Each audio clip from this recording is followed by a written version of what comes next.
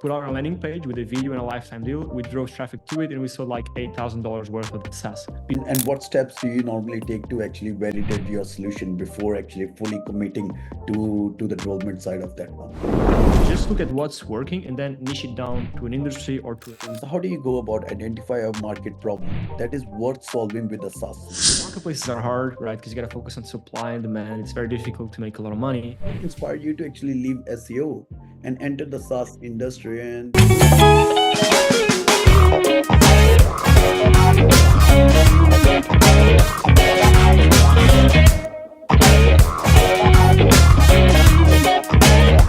hello and welcome to the Geny Growth Lab. I'm your host Rohindu, and today we are thrilled to have a very special guest joining us.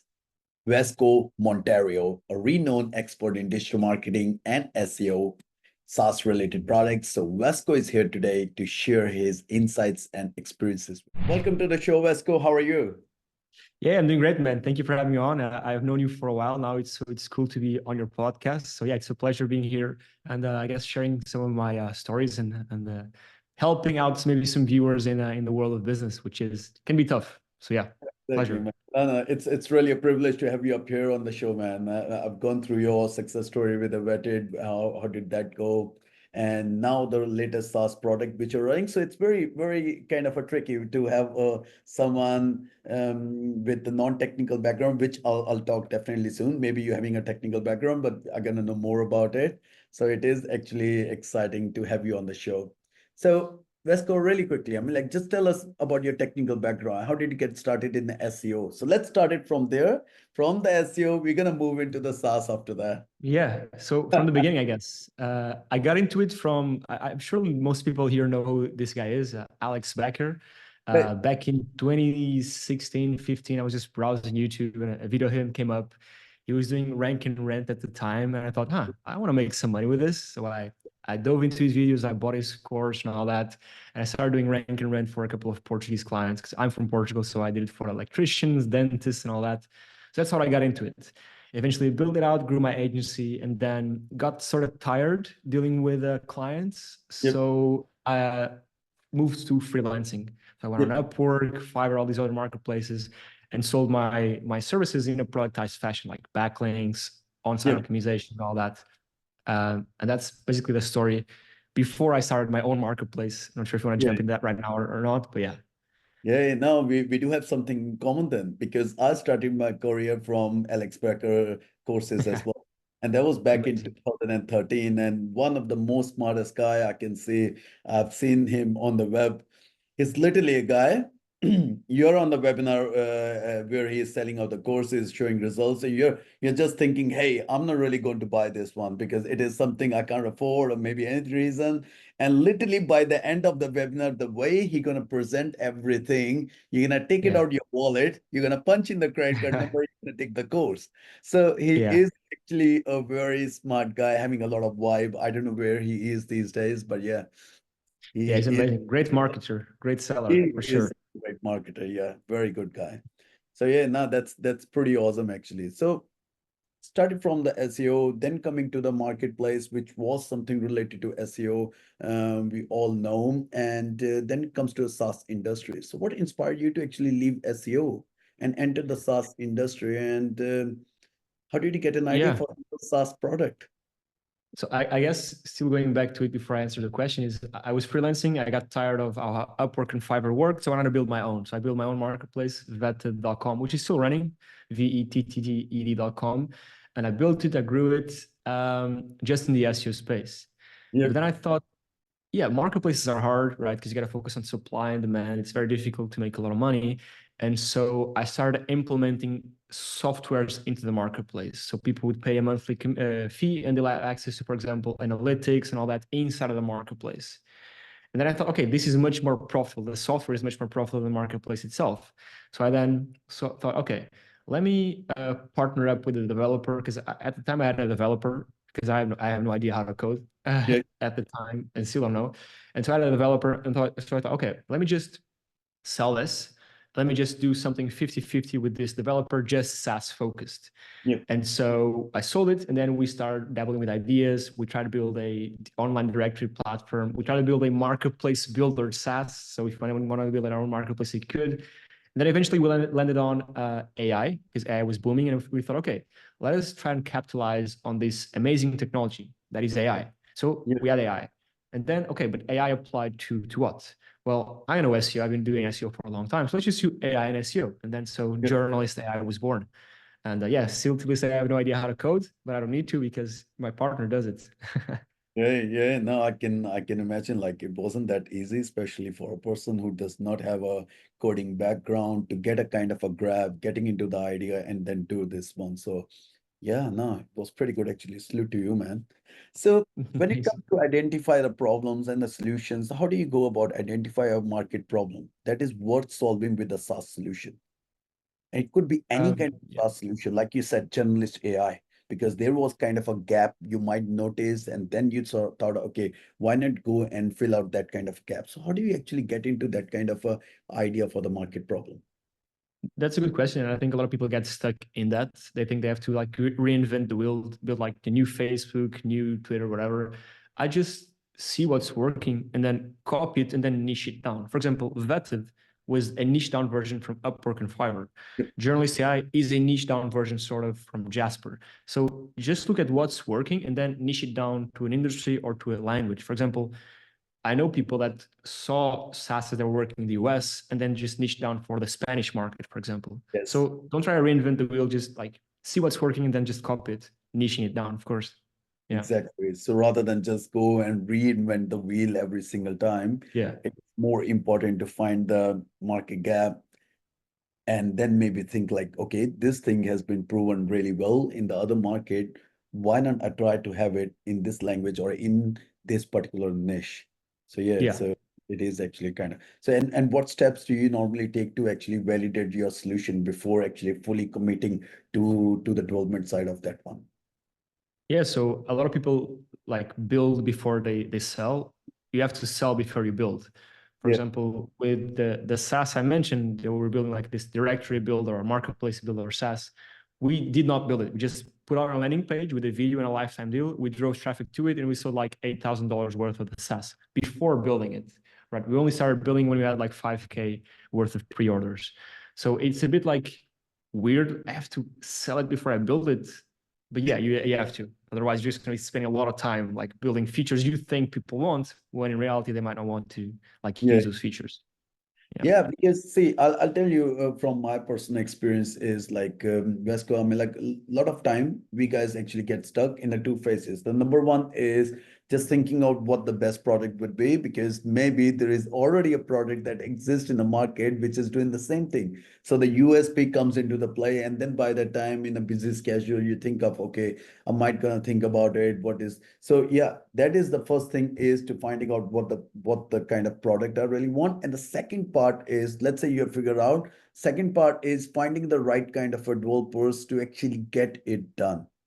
So Yeah. what do you think about that one? Do you think like if someone who doesn't have a knowledge about these kind of things and they have to go and build out a SaaS company, for example, where they need to go? Do they have to go to the Upwork kind of areas, or is there any other marketplaces or hidden places where they can go and they can find out the right kind of people? Because the product is not ready yet. You don't know like how it probably gonna go, and there is a big learning curve involved as well.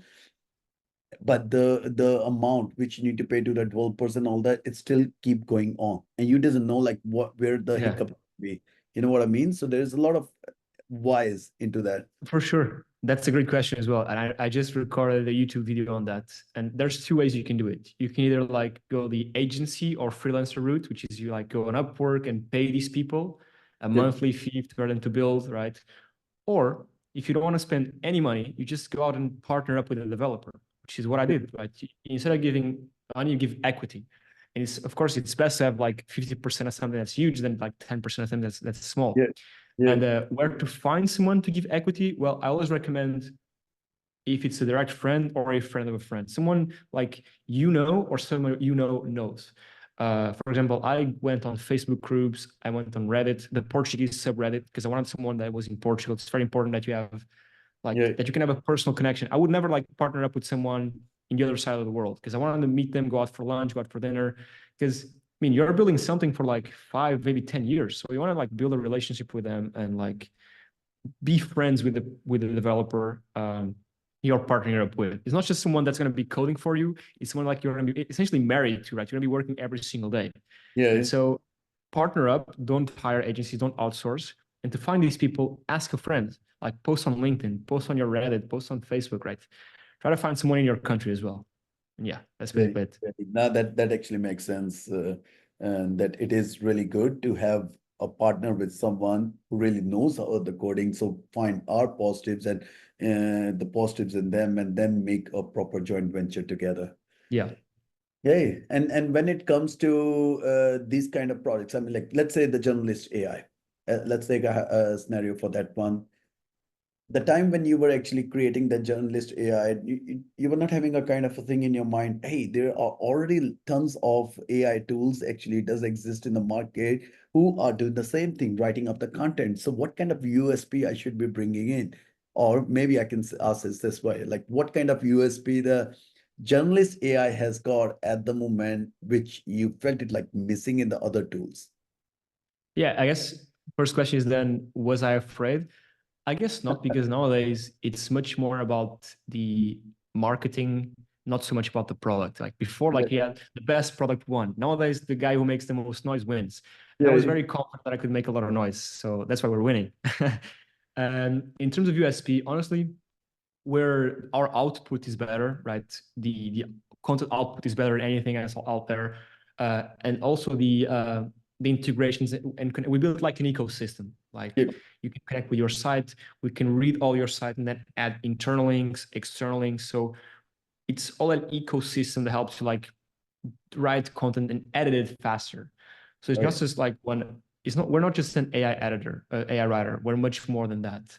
Yep. And so I think that's where the USP comes from: the ecosystem, the integrations, the connections, the fact that our AI can learn about your business, how it works, how it speaks, and then produce the content based on that. Yep. But yeah, a lot of competition for sure.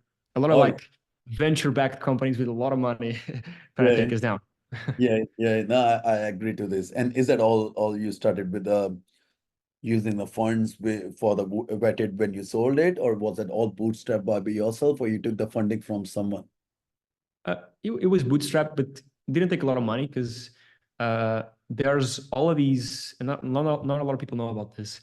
There's a lot of these startup grants. Microsoft, for example, gives you upwards of 200K in startup AI credits, Slack, Teams, all this stuff they give you for free, because they of course want you to build on their servers, and then eventually when you become profitable, you're gonna pay them. So I would say to anyone starting a SaaS, go out and see these Amazon grants, Google grants. Even Google gives you money for ads for free, right? So we didn't spend really any money, honestly. And because of course I was partnering up with a developer, so I didn't have to pay someone. Yes. And I didn't even want to, because, and sorry to be rambling on, but I could pay an agency. I could own 100% of the company, but I did not want to do it, because if I were to hire an agency, right, I'll be super dependent on them forever. And I didn't want to do that. So yeah, no, that makes sense. And what kind of technology you guys are using behind the scene? Is that Laravel? What kind of tech is involved into that? That's a good question. I'm not really sure. As you know, I don't know a lot of code, but yeah, probably some of those. Ruby, I think, maybe Ruby. I don't know.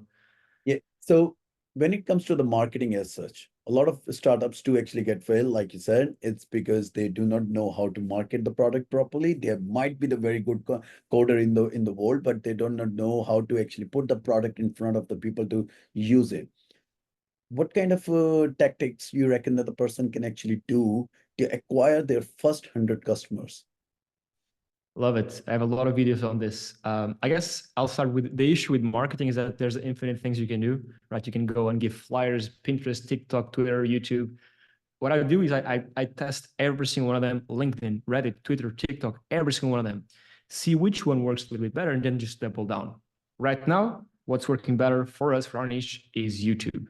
So I just triple down on YouTube. I just hired a team of creators, all of them producing content for us. So we have this huge team of people producing content for us. Now, will YouTube work for yours? I don't know, but the only way to know is you test everything, every single thing, and then go forward. For example, for e-com brands, TikTok Shop now seems to be like a charm right now. So I just go there. But again, marketing is infinite things you can do. So just test every single one of them and just go out and double down. Also, just to finish off, I guess maybe a tip. If you're doing any like content on social media, show your face, right? Because people buy from people at the end of the day. So show your face so people can connect with you, and your conversions will increase like a lot just by showing your face. I do remember like when you were on a different marketplace and you were the very first one who actually said, hey, the thumbnails should be having a don't just go Yeah. and stay behind the scene, bring in your thumbnails, and then it got crazy over there with everyone just putting out the thumbnails. So yeah, no, that's It worked. Yeah. yeah, actually it works. And that actually tells like people they want to connect with the people. It's not something they don't want to actually sit behind. For example, I mean like some of the big names like the Holt and these kind of guys, they've been in the industry for so long. But if you really go and ask me like, hey, have you seen these guys being in the webbies or in the groups or somewhere? No, I haven't seen that. I even don't know who's the guy behind that. So that's where it really makes a difference to have your face. The people can connect with that, and the founder should be available all the time. I presume as a user that it is really very important. And that actually, how do you go about make a balance by acquiring new customers and retaining the existing one as well? What is your strategy for that one is? Yeah, that's a good question because churn with SaaS is real. So how do you make people not Yeah, cancel their subscriptions? yeah, Honestly, I could give you like a million tips, but the best one is just, it sounds super cliche, but it's just listening to what they want. Like speaking to the current customers day in, day out, asking them what their issues is, fixing them right, like fast, features they want, implementing the features. And just like, if you give the people what they want, they'll never cancel. yeah. Um, so yeah, but there needs to be like a balance between acquiring new customers and like retaining older ones for sure. Yeah. Yep. Yeah, no, that makes sense. And what are the most common challenges you faced when you were building out the very first one? Let's talk about the vetted first of all. So, what kind of challenges you were having? Because remember, like before the podcast, we were talking about there's a lot of financial terms being involved when it comes to the marketplaces. So it could be the challenge, but it could be the challenge in a different way as well for the tech itself. Growing of the servers, make sure the servers are up to date all the time, make sure the emails are going on smoothly, the code is there, Yeah. malware attacks. So what kind of challenges did you face? What was going on in Vesco's mind at that time when you were Um, building out? Infinite challenges, honestly. I guess the first challenge came because I didn't partner up. I was paying a developer. Oh And yeah, so money was coming down from my account every single month. That was the yeah, first challenge. yeah, Um, then with the marketplace, right, the hard part is you have to focus on the supply and on the demand. You got to keep both parties happy. You got to drive new sellers, but then new buyers for the sellers. And if the sellers don't have enough buyers, they're going to be angry, right? yeah, If the buyers don't have enough supply, they're going to be like angry too. So it's very difficult. Um, I guess the biggest challenge we had was with payments. It is a pain in the butt dealing with payments, people's money. And imagine, yeah, at a point, right, our payment processor lost their license to process payments in Europe. And so just like that, we stopped being able to accept payments. And yes, like with all these freelancers, money coming in from the freelancers, money being paid out for the people. So it's super complex. And with money, you cannot make a single mistake. So you spent like hours on end, like looking at funds, making sure things work. Yeah, it was insane. It was really insane. But thankfully I went through it and now I can like first not ever build a marketplace again. Second, like instead of hiring developers, partner up with them. And I guess third, it's a big one actually. When you're building a software, eventually you're going to have to purchase other softwares for your software, like for example, for payment processing, for whatever, right? We made the mistake of like using softwares from other startups, which is dumb because they're like super like jittery, right? And they can fail. For example, our payment processing platform was a startup and they yeah, just like went under. And so not using SaaS startups for your SaaS is a smart idea. Yeah. yeah, yeah, Hopefully. But yeah, I could talk hours on end about the issues we had, like a lot of them, like fraud as well, people using fake cards, uh, fake exactly. reviews. I was Crazy. trust me, you're just reading my mind. I was just going to ask you the same thing. Like fake cards is one of the biggest problem I've seen where the people there, because we do get the same kind of issues in our store as well. The people do coming in, they start using the fake cards. And a lot of time, even the payment gateways like Stripe or something, they do Yeah. pass those cards as well. Yeah. And eventually, after some time, you say you deliver the service, get it paid, and whatever, and you say, okay, there is a chargeback up there. So how easy was that? It wasn't easy. It wasn't easy at all. What do you do, right? What do you do after it, right? The freelancer already did the service, but then it was like a fake card. So what happens? We had Yeah, to eat the costs. It was painful. Yeah. yeah, I can Tough. imagine. I can feel the pain in that case. So yeah, because it's a very common practice. The people they always try to use. We are living in a world where the people they always want to take shortcuts. They want the Yeah. shortcut. They want to get things done and all that. And then all of a sudden, I can imagine when it comes to these kind of platforms, let's say journalist AI, you plan to run some sale, or maybe the vetted, you plan to run some kind of a sale of there at that time, and you all of a sudden, how do you go and make sure that the servers are good enough to actually handle that kind of a load as well for the increased user demand? What kind of calculations were going on, and was really keeping you all night? Honestly, the servers were never an issue. I mean, they were, but not because of sales. Yeah, I think in sales, what we most think about still to this day is how we do the marketing for it, like build up the hype, build up the demand. Actually, I can share like in January of this year, we made like 10K in a day, excuse me, off of a yep, sale we did for Journalist AI. yep. But yeah, it's fun building up these sales, building up these demands. But the servers, yeah, the servers hold up. They're Azure servers, so yeah, it's fine. Oh, I mean, and we just pay more for the over usage, you know? yeah, yeah. And what's your thoughts about all those lifetime deals and everything the people they do run for the SaaS companies? Some of them they say the lifetime deals LTDs are really good to get the first traction, get the feedback from the people, and then improve the platform. But at the same time, the LTDs are kind of a liability onto the Yeah. system as well. So what do you think about those kind of things? I think it's good for a beginner to do lifetime deals. I think you should only do lifetime deals if your SaaS isn't usage based. For example, Journalist AI is usage based, right? It's a credit system. You use your product, you pay more. The more you use, the more you pay. So if we were to do LTD, right, we'd be losing money. So Yep, I would do it only for non-usage based SaaSes. And then yeah, of course, like weigh it down. Like, is it worth it? Because you're going to be supporting these users for forever, right? And yep. usually LTD people, like, they're more picky. They're more like, yeah. So I would just do LTDs for if you're just starting out. Not a lot of them as well. Just do some. Yeah, yeah. No, Can I, be I tricky. I can imagine, and especially if there is to control the usage, it could be like you can think of those bring your own key kind of a concept as well, Yeah. that they can use that one and eventually pay for the platform to get those prompt engineering and everything related to that. So Mhm. yeah, I know a lot of people they're doing it this way. Yeah. So and then it comes to the teams. So how do you go about? Because there is a development team required. There is a continuous CEOs are really busy in the marketing and that kind of things. At the same time, the support system is going on where the backend support and everything is really required. And all the bills are going on day in, day out basis on Yeah. monthly basis, basically. So what kind of motivation is really involved in that case, and how to make sure that a cohesive and a motivated team is there in the company to grow it to the next level.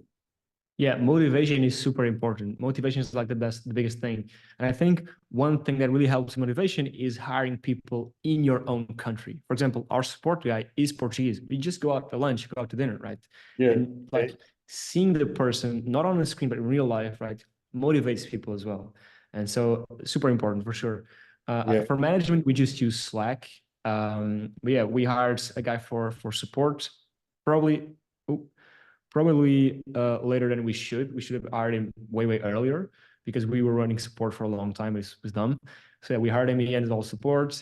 Um, for the content team, I guess for the developer side, for example, we hired a developer like a month ago to help out build more features. We just had to fire him like a week ago Yeah. uh, because he wasn't able to like do as much as we wanted. Maybe we're being a bit tough on him, but we want to grow super fast. So there's challenges along the way for sure. You're going to hire people, you're going to fire people. I'm still learning as I go, right? I think you try to be nice, try to be like yourself, try to be super transparent. And if people see the vision, they like you, they're going to stay with the company. Of course, pay them well. We pay people very well. I think it's very important. Like we're paying the developer almost 10K a month, which is nice. We pay the support guy very well too. Yeah, just be nice. And if people like what you're doing, they'll stay. Yeah. And what was kind of a lessons you learned out of both of your SaaS products? It could be the good lessons, it could be the bad ones as well. So I guess, again, like partner up with developers, don't hire, don't outsource, don't go with agencies. And then, product is very important, but marketing is more important nowadays, right? Not to say that product isn't important, product is very important, but like the one that makes the most noise wins all the time. Yeah. And what do you feel is one of the most rewarding moment in the career so far? I don't know if I have like one, but I guess I'm grateful I can just like do this for a living, right? Have fun, build stuff, make money. I'm grateful for that. Yeah. The more I grew up, the more I realized this is not very common. At least not as common as people make it out to be, online, because online everyone's successful. It's not really the reality. So I'm just grateful that I get to do this for a living, for sure. Yeah. And just the very final one is, Vasco, I'm like, and I do have a couple of questions related to SEO. I'll ask you as well. It's acquisitions. A lot of SaaS companies, they build out because they think of a long-term vision and they feel like, okay, let's take the company to the level where we can actually go and sell it out for, let's say, like 10x or 20x kind of a revenue model. But at the same time, they do struggle a bit to maintain a big MMR as well. MRR, monthly recurring revenue as well. So how easy you reckon? And what do you think actually? Do you think like acquisition is kind of a thing the startup should be having in mind, that, hey, I need to take it to the far and have to sell it no matter what? I think it depends on what you want to do with your life. I think it's honestly something people do think about it. I do think about it. Actually, we wanted to sell Journalist AI at like 9K MRR. Thankfully, we didn't. But yeah, we wanted to, because there's ups and downs. Like when things stagnate, you think, this is just staying here for months, not ever going to grow more. Let's just sell it and jump to the next thing. I don't really got your question, but people do think. What was your question again? Sorry. Exactly. That's the question. Was like a lot of people, they feel it like, okay, let's try 5 different SaaS at the same time, and then we're gonna build out to some particular point. We're gonna sell it out really quicker and make the good money out of it. But at the same time, they actually struggle to make a good monthly recurring revenues as well out of those. I mean, that's the most important part, right? Growing the MRR. Like if you don't have MRR, you cannot sell it. It's tough. Just a very final one is like content briefs, because we talk about journalist AI really quickly. I mean, like content briefs. What do you think would be the best thing these days should be in the article to actually rank it better in SERPs? Because a lot of people, they say, hey, AI content is shit, we should not be using it. On the other side, there are people who say we are getting the good value, and we are actually ranking them up in SERPs as well. So what's your thoughts about that? I think I had a pretty cool answer for this. First is, if you're not using AI, you're just going to get left behind. And then like Google, all these search engines, they don't care if it's AI or not. They just care if it's valuable for the end user, right? If someone searches for, I don't know, XYZ, and an article comes up and it satisfies the search intent, if it's valuable for the user, Google doesn't care if it's like a human writing it, a robot, a dog, or whatever, right? It doesn't matter. And so if it satisfies the search intent, then go for it. Now, AI is just basically a tool, right? Let's say me and you are like in a competition of building tables, right? The guy that builds the most tables in an hour wins. And you are building them with your hands, right? You're tying up the screws with your hands, and I have a wrench. I can build the same table. We can build the same table. I could just do it faster. AI is just that. I can do the same thing as you, but just faster. I can iterate faster. For example, right now we have an AI editor where you can like select a paragraph of the text and click a button, adds links to it. You can rewrite it, can rephrase it. So again, you can do it as well. Like a human can do that. It just takes so much more time, So right? much more time It's, and yeah, factual and all that. yeah. Yeah. AI is just like a tool that allows you to do stuff faster. So yeah, The end goal is the same, which is just to create an article, but again, yeah, it depends on AI. I feel like a lot of people they get lazy. They just want something like, hey, give me 500 words on how to fix this, how yeah, to fix roof, how to make do a dental implant or something like that. And they get the content, they paste the content like 2,000 articles in a matter of a month or by just yeah, pushing a button or something, and then they scream, hey, the things are not working. Maybe because they are not really putting in the right efforts to yeah, get a proper thing done. So it's a garbage in is garbage out in that case. But on the yeah, other side, the using a proper kind of a tool like Journalist AI or N1, so there is a proper prompt engineering sitting behind that, which is say, yeah. okay, I'm taking the topic, I might be scraping out the SERP, I'm trying to read what the top competitors are doing, and that's basically how we are creating the best kind of an article. I Yeah. personally think as a layman, that could be one of reason why and that makes a difference between a shit AI content and a good AI content. But at the end of the day, Google loves it, I guess. Google can hate it too because AI can produce bad content, but so can humans, right? So it's all Yeah. about how the human uses the AI. I think I've heard this, not sure where, but it is like think about all the content you've produced for like blog posts. Like if all of them were to disappear tomorrow, would anyone miss them? And if the answer is no, then your content sucks. Yeah, If anyone would miss it, okay, that's a good thing. Produce more of that content, right? exactly. That's Exactly. basically it. I mean, you can write it yourself as human, or you can just use AI to do like shorten the time you do it, like Yeah, 10x. yeah, Yeah, no, that's true. No, that was really a wonderful talk, Vasco, today. And I can't imagine. I actually learned so many things from you today. The session was thanks. super packed. This 45-minute session was super packed with all the information and everything, man. Really loved it. No, Amazing. I want uh, to, sorry to yeah, cut you off. Just want to give to all the viewers a coupon code if they want to try out Journalist AI. You can just use the coupon code secret10. You'll get 10% off. So if anyone wants to give it a go, sure. here's the coupon. Put it on in the video description as well once the things goes live. So no, Amazing. thanks for that, Vasco. One more time, sir. And yeah, so anyone who really wants to know more about you, want to read your stuff, watch your videos or something, or what's the best place for that is? If you want to just dive into my brain and my thoughts, just go to my Twitter. It's Yep. Vasco ABM. Yep. And Okay. if you want to learn about SaaS, like the strategies I'm implementing, how to grow a SaaS, I'm on Yep. YouTube at Vasco Monteiro. So yes, YouTube and Twitter. That's it. And Twitter as well. All right. Now, Yeah. thanks for the Vasco. Really appreciate your time, sir. Thank you so much. Cheers. Bye-bye. Bye bye.